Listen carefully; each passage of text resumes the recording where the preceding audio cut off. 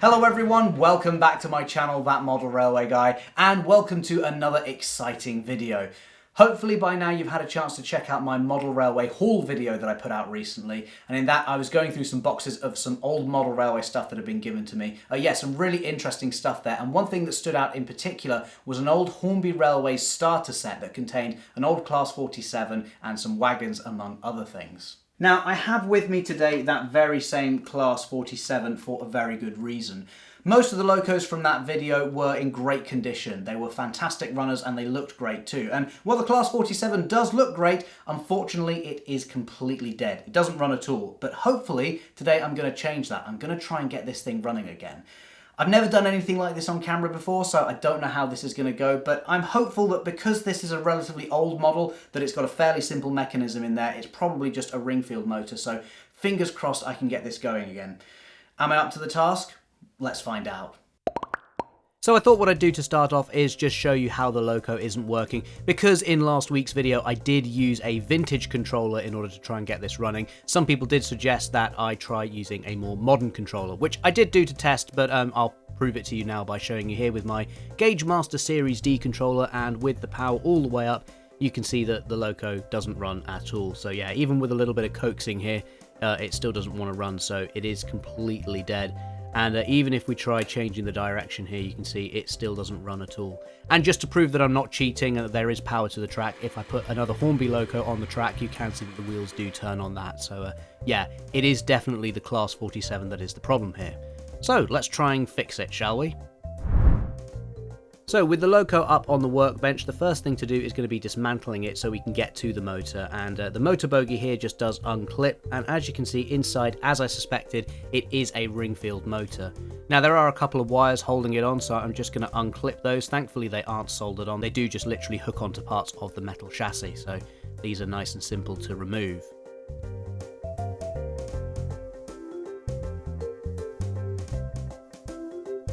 Then we can get the rest of the loco out of the way and we are left with the motor bogie itself. I'm going to remove the plastic moulded bogie as well, and that's fairly simple to do. You can see that it just unclips it. Actually, one of the wheels has fallen out already. I think the centre wheels actually don't really do anything on this, they're just there for decoration. I'm then going to remove this copper strip as well, at least I think it's copper, and that is what sort of holds all the gears in place, so we can move that out of the way and then we can take each of the gears off as well, and that will just give us as much access to the motor as possible so that I can basically clean it up. And that is essentially really what I'm going to do today, is just give this a nice good clean and service. So I'll put all the gears over here up and out of the way for the moment, so we know where they are when we need to reassemble this later on. So like I said earlier, all I'm going to be really doing today is cleaning up the ring-field motor and giving it a good service, and I'm essentially doing that using cotton buds and IPA, which seems to be a fairly common way of doing this. Now all I'm really doing here at the moment is just cleaning up those sections where the wires that we saw earlier connect onto the motor bogie, and I figured if that's where the power is coming in, then it makes sense that these need to be really nice and clean. With the IPA, you don't want to get it too near any plastic, but as this ring-field motor housing is mostly made of metal, it should be fine. And then while we're at it, I might as well just clean the wheels as well. They actually seem fairly clean and there's not a huge amount of dirt coming off of them, but it seems silly not to while we have the motor in this position. And also because I've removed all the gears as well, I can just turn the wheels by hand, which makes cleaning them a lot easier as well.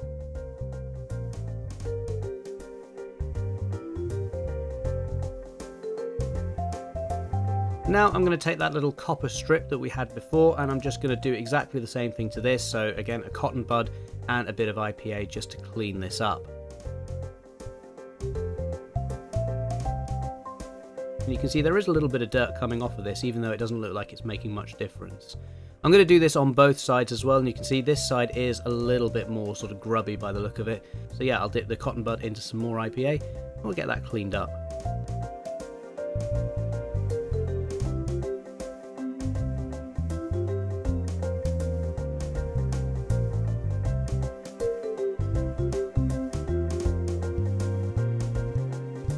And I know it doesn't look like I'm making a huge amount of difference here, but when I turn the strip to catch the light, you can see it is a bit more reflective now, so I'm hoping that has made a little bit of a difference.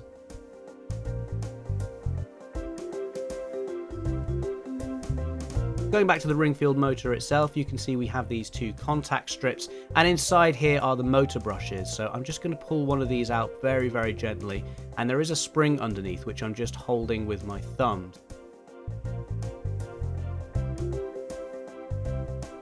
Yeah, you can see there, that is the very tiny little spring which I didn't want to ping off. So I'm going to remove the other contact strip first and take the other spring out.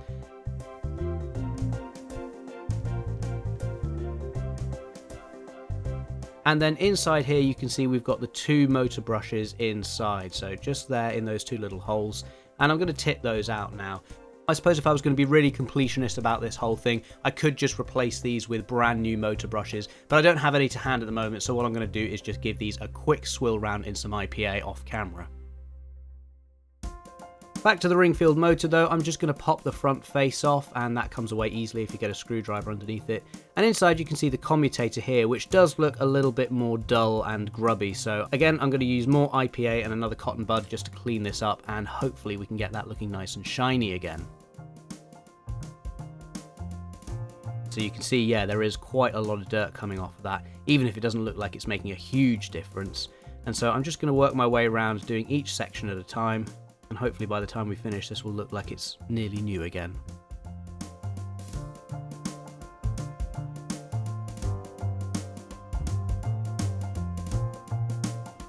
The other thing I'm going to do as well is just clean all the areas around the motor as well, just on the motor block.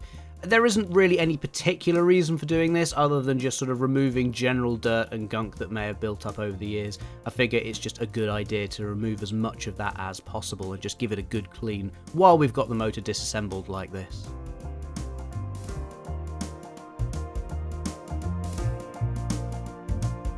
I'll flip it over and do the other side as well, and in fact it's actually probably more important to do it on this side because this is where the gear train is. So I want to make sure that all the gears move nice and freely and that there's no extra resistance and they're not fighting against any dirt and muck that may have built up.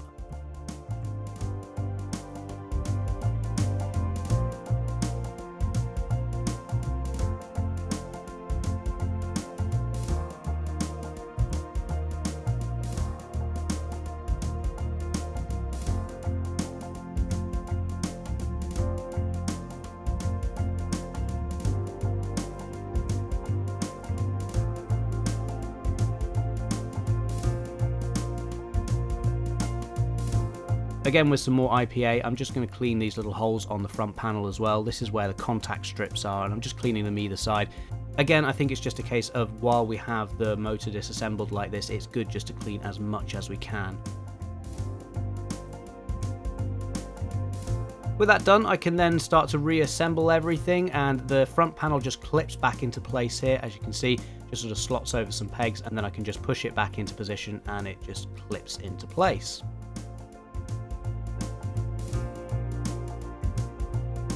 Next, I need to put the motor brushes back in. This should be alright, they're a little bit fiddly and small to see, but the harder bit I've found actually is getting the springs back in place because they need to go inside the holes but over the motor brushes, so that can take you a little bit of time, I've found. But then once I've got that in, I'm just pushing the contact strip down over the top, and that is holding everything in place. So now I'll just do exactly the same for the other side.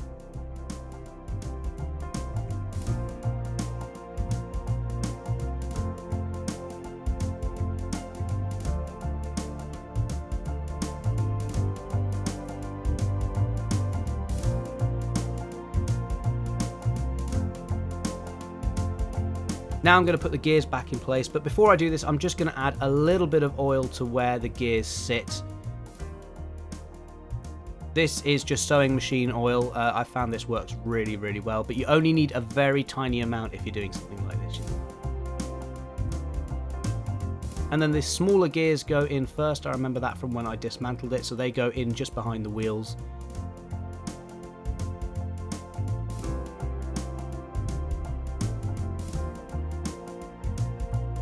And then the larger gears go over the top of these.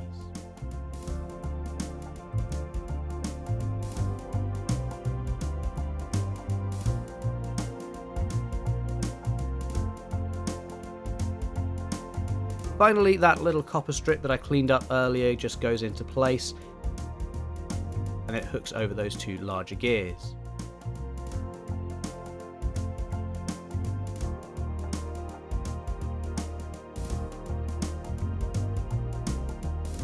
And then I'm just going to put the motor back into the molded bogie detail.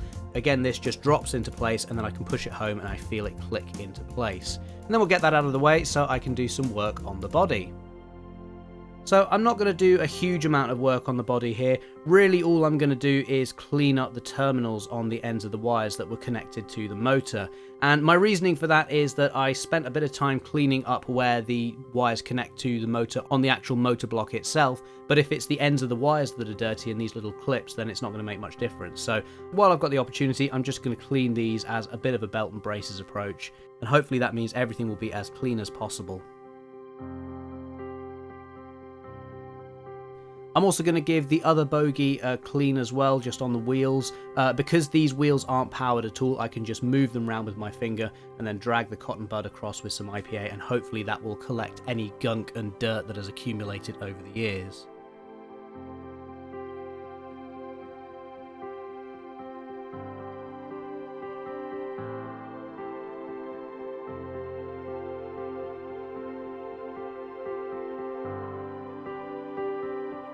And with each of the wheels cleaned on each side, that should be good. So now we can put the bogie back in place. And what I need to do here is just reconnect the wires that were attached to the bogie initially. Luckily, I made a note of where they were originally.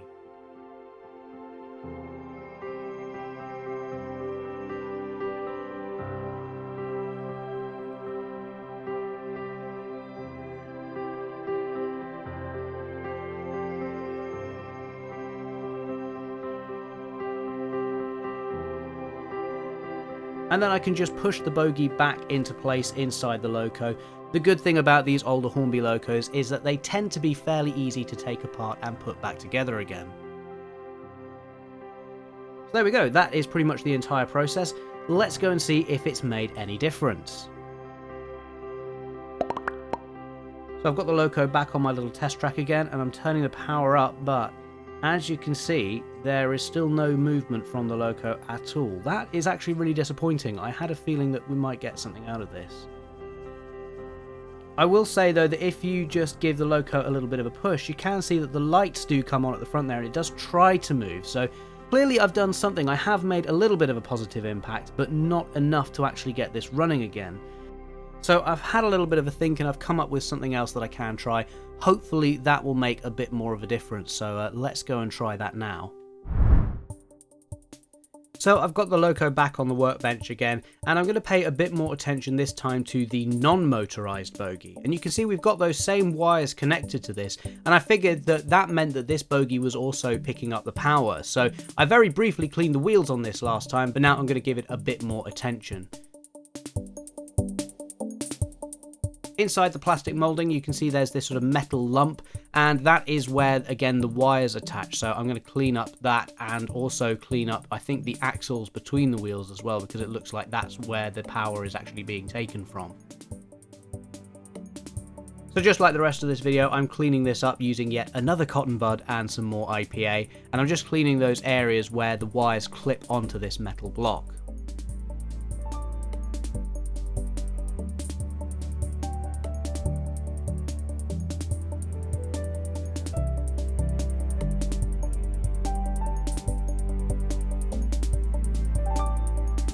I'm also cleaning out the grooves where the axles sit as well, as I figured this is where the power is actually being taken from the wheels rather than having pickups on the wheels themselves.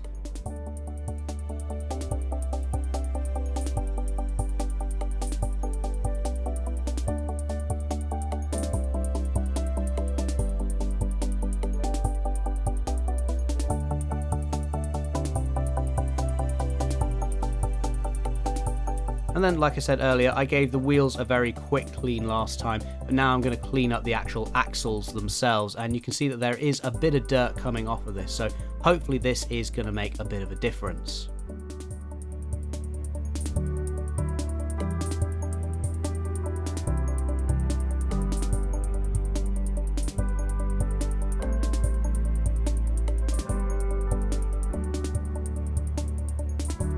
So with each of the wheel sets cleaned up, it was then time to reassemble everything.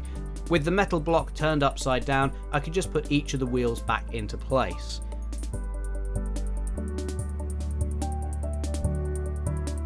And then once those were into position, I could bring the plastic moulding for the bogie detail back in, and this again just clips into place.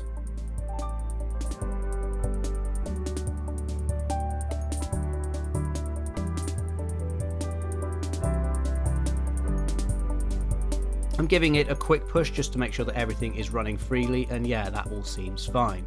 And so now it's time to reattach this to the loco. First I just need to reattach those wires, and then I can clip the bogie back into place.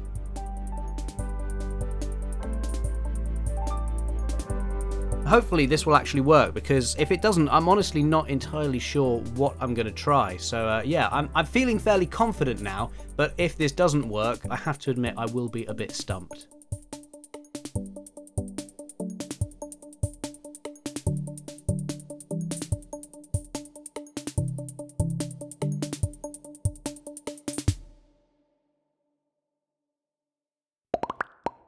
So here we are, I've got the Class 47 up on the modular layout. Like I said a minute ago, I'm feeling a little bit more confident this time, which is why I do have it on the modular layout. And you can see I've also got a few of those wagons that came in the set with this. So let's find out if it works. I'm going to turn up the power now. And there we go, we can see it actually does run. That is actually a huge improvement over how it was before, considering that I had to sort of push it in order to get any life out of it. You can see it's now essentially running without any assistance whatsoever. And you can see as well that the lights are lit at the front of the loco as well, which is really great because I wasn't actually sure if this loco did have lights when I was taking a look at it in last week's video.